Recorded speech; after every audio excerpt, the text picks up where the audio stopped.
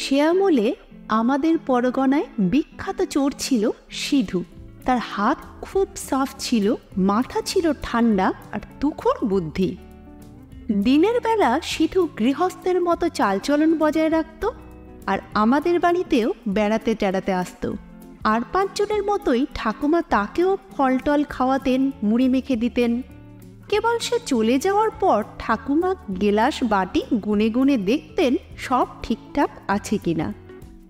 সিধু সব বাড়িতে যেত খবর করতে, কার বাড়িতে নতুন লোক এলো, কি নতুন কাপড় চোপড় এলো দোল দুর্গোৎসবে, কোন বাড়িতে টাকা পয়সার আমদানি হচ্ছে ইত্যাদি। খবর বুঝে রাত বিরেতে হানা দিত সেই বাড়িতে। এমন সব মন্ত্র জানা ছিল তার যে সেই মন্ত্রের জোরে বাড়ির সবাই নিঃসারে ঘুমোতো। সিধু হাসতে হাসতে চুরি করে নিয়ে যেত সব। এমনকি যাওয়ার আগে গেরস্তর ঘরে বসে দুদণ্ড জিরিয়ে তামাক টামাক খেয়ে তারপরে যেত। আমরা ছেলেবেলায় যখন তাকে দেখেছি তখন সে বেশ বুড়ো, পরনে ফরাস ডাঙার ধুতি, গিলে করা পাঞ্জাবি, পায়ে নিউ কাট, মুখে পান আর গলায় গান। বুড়ো বয়সেও বেশ শৌখিন ছিল সে। 4 আঙুলে 4টে করে আংটি পরত। বাজার করতে গিয়ে দরাদরি করতো না। চুরি করে প্রচুর পয়সা করেছিল সে। বাড়িতে 10-12টা গরু, 7-8 জন ঝি চাকর, জুড়ি গাড়ি সবই ছিল তার। বুড়ো বয়সে তার ভীমরতি হয়েছিল খানিকটা। তখন তার চোখে ছানি আসছে, বাত বেরিতেও কষ্ট পায়। খুব দরকার না পড়লে চুরি করতে যেত না। এদিকে তার ছোট মেয়ে বিবাহযোগ্যা হয়েছে, একটা ভালো সম্বন্ধও পেয়ে গেল। মেয়ের বিয়ে, তার খরচ কম নয়। তার বউ তখন তাকে প্রায় খোঁচাতো, মেয়ের বিয়ে আষাঢ়ে, তোমার তো গরজই নেই দেখছি। অত বড় ব্যাপার, তার খরচাপাতি আসবে কোত্থেকে? রাতের দিকে একটু আধটু বেরোলে তো হয়। সিধু তখন তার কাঁকালের ব্যথার কথা বলতো, চোখের ছানির কথা বলতো, কিন্তু তার বউ সেসব শুনত না। শোনা যায় বুড়ো বয়সে সিধুর কিছু ভূতের ভয়ও হয়েছিল। নিশুত রাতে বেরোতে সাহস পেত না। আমাদের পরগনায় আরেকজন বিখ্যাত লোক ছিল, তার নাম হালিম। লোকে তাকে বলতো হালুম মিয়া। তা হালিম ছিল সাংঘাতিক ডাকাত। যেমন তার বিরাট চেহারা তেমনি তার সাহস। যে বাড়িতে ডাকাতি করবে সে বাড়িতে 7 দিন আগে গিয়ে তার সাকরেত চিঠি দিয়ে আসতো যে অমুক দিন হালিম সে বাড়িতে ডাকাতি করতে আসবে। সে আমলে পূর্ববঙ্গের গ্রামেগঞ্জে দারোগা পুলিশ খুব বেশি ছিল না। তাছাড়া খালবিল জঙ্গলের দেশ বলে অধিকাংশ জায়গায় ছিল দুর্গম। সেসব জায়গায় চোর ডাকাতের ভারী সুবিধে। হালিম বা হালুম মিয়াকে তাই কেউ কখনো জব্দ করতে পারেনি। সে ছিল দারুণ লাঠিয়াল, অসম্ভব সাহসী। দরকার না পড়লে সে কুন্টল করত না।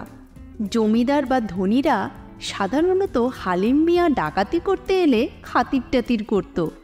শোনা যায় হালিম যে বাড়িতে ডাকাতি করতে যেত সে বাড়ি আগে থেকেই বিয়ে বাড়ির মতো সাজানো হতো। রোশনাই দেয়া হতো, ভালো খাবার দাবারের বন্দোবস্ত থাকত। হালিম উপস্থিত হলে বাড়ির মালিক হাত জোর করে আসুন বসুন করত। হালিম বিনা বাধায় ডাকাতি করে চলে আসতো, কিংবা ঠিক ডাকাতি তাকে করতে হতো না। বাড়ির লোকেরা তাকে সিন্দুকের চাবি টাবি খুলে সব গুনে গেঁথে দিয়ে দিত। কিন্তু সকলের তো দিন সমান যায় না। আমাদের ছেলে বয়সে সেই কিংবদন্তির ডাকাত হালিমও বুড়ো হয়েছে। গোরস্থানের কাছে তার বেশ বড় বাড়ি। তারও দাসী চাকর, ধানের মড়াই, জোত জমি, গরু সবই আছে। আমরা হালিমকে দেখতাম কানে আতরের তুলো গুঁজে, চোখে সুরমা দিয়ে, চমৎকার চেক কাটে সিল্কের লুঙ্গি আর মখমলের পাঞ্জাবি পরে জমিদারের পুকুরে ছিপে মাছ মারছে। খুব গম্ভীর ছিল সে, চোখ দুখানা সবসময় লাল টকটকে। ডাকাতি করা তখন ছেড়েই দিয়েছে, তবে শিক্ষানবিশ ডাকাতরা তার কাছে তালিম নিতে আসত। সিধুর কথা যা বলছিলাম, বইয়ের তাড়নায় অবশেষে সে একদিন রাতে চুরি করতে বেরোলো। চোখের ছানির জন্য রাস্তাঘাট ভালো ঠাহর হয় না, তাই সঙ্গে হ্যারিকেন নিল। একা যেতে ভূতের ভয়, তাই একজন চাকরকেও ডেকে নিল সঙ্গে। রাস্তায় সাপ কচ্ছপের গায়ে পা পড়তে পারে ভেবে হাততালি দিয়ে দিয়ে হাঁটতে লাগলো, আর ভূতপ্রেত তাড়ানোর জন্য তারস্বরে রাম নাম করতে লাগলো।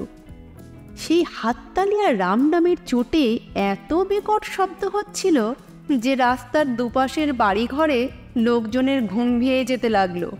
তারা সব উঁকি মেরে দেখছে ব্যাপারখানা কি। অনেকেরই ধারণা হলো সিধু চোর ধার্মিক হয়ে গেছে, তাই রাত থাকতে উঠে ঠাকুরের নাম নিতে নিতে প্রাতঃস্নান করতে যাচ্ছে নদীতে। এদিকে সিধুর হলো বিপদ, যে বাড়িতেই ঢুকতে যায় সে বাড়িতেই দেখে গৃহস্থ সজাগ রয়েছে। ঘুরে ঘুরে হয়রান হয়ে গেল সে। কত ঘুম পাড়ানি মন্ত্র পাঠ করলো, কিন্তু বুড়ো বয়সে মন্ত্রের জোরও কমে এসেছে, তেমন কাজ হয় না। ঘুরে ঘুরে হয়রান হয়ে গোরস্থানের কাছ বরাবর এসে এক গাছতলায় বসে জিরিয়ে নিচ্ছিল সিধু।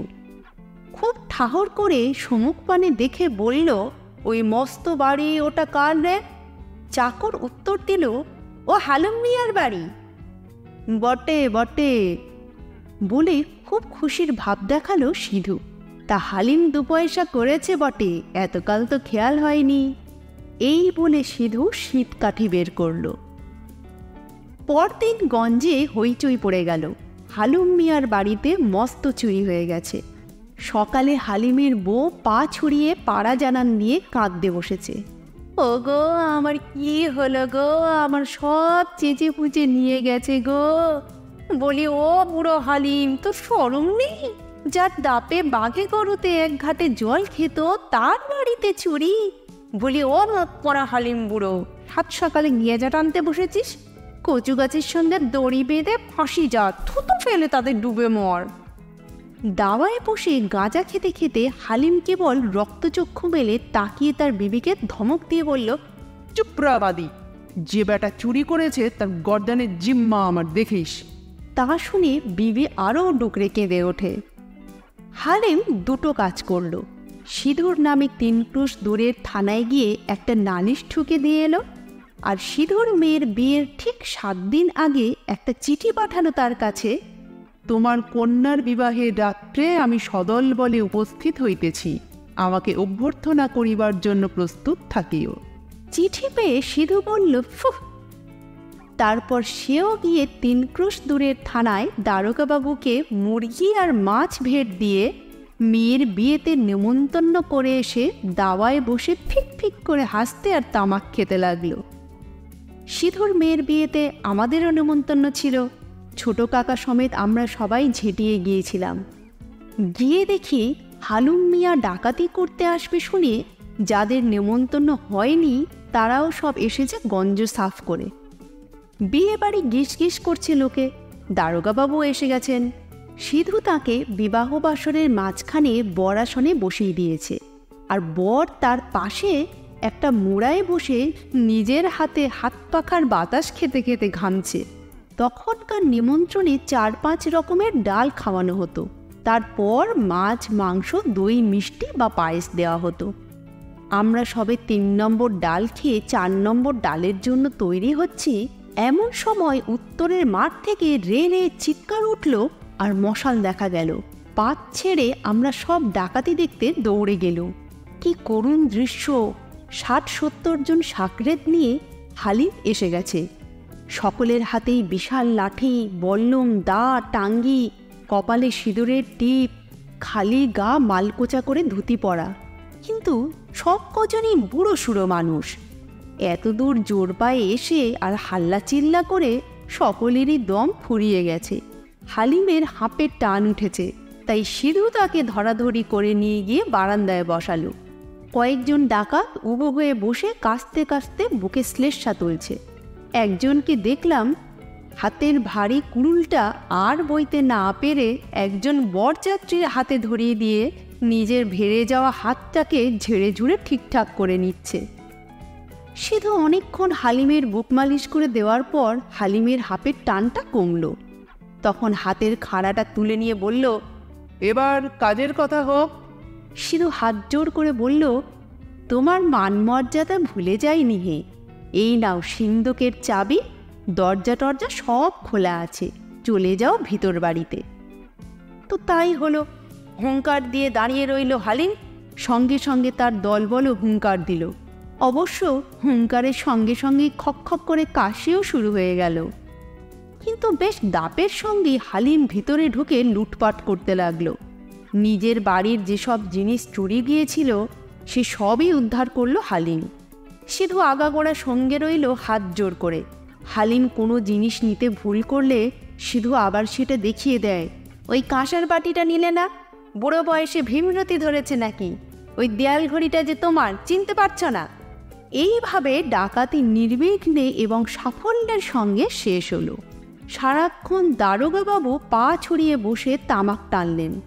সবাই তার হাফ প্যান্টের নিচে বিশাল মোটা পা, মোটা বেল্ট আর ক্রস বেল্টে বেঁধে রাখা প্রকাণ্ড ভুঁড়ি এবং চোমড়ানো গোফের খুব তারিফ করতে লাগলো।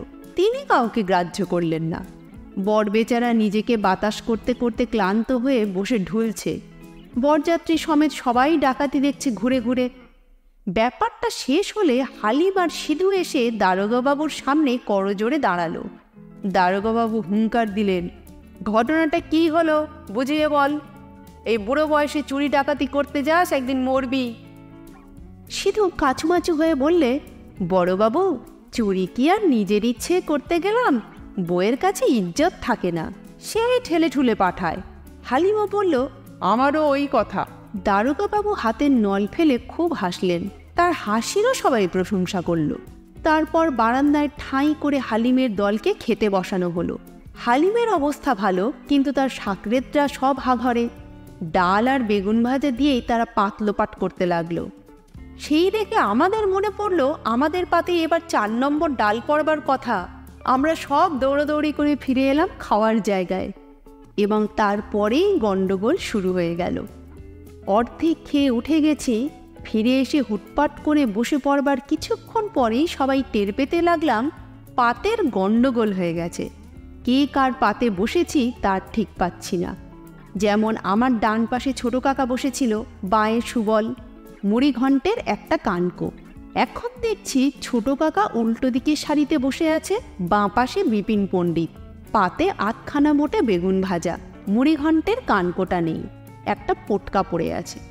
সবাই চেঁচামেচি করতে লাগলো, এই তুই আমার পাতে বসেছিস, চোর কোথাকার! ও মশাই, আপনি তো আমার বাঁধারে ছিলেন, এ কি, আমার কুমড়ো ভাজা গেল কোথায়? ইত্যাদি। তবু খাওয়াটা সেদিন খুব জমেছিল। লিসেন চ্যানেলে আজকে শুনলেন শীর্ষেন্দু মুখোপাধ্যায়ের লেখা চোরে ডাকাতে।